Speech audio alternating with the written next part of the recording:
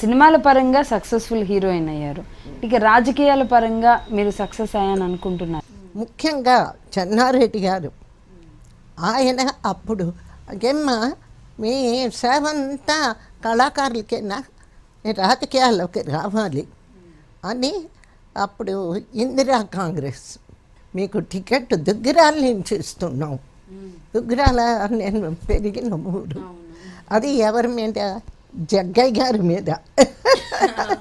జగ్గయ్య గారేమో నన్ను ఎత్తుకు తిరిగిన గురువు, నాకు టీచర్ ఆయన. అయ్యో బాబోయ్ నాకు రాజకీయాలు తెలియదంటే నాకు వద్దు, ఏదో సోషల్ వర్క్లో ఉన్న ఆనందం నాకు వద్దాను.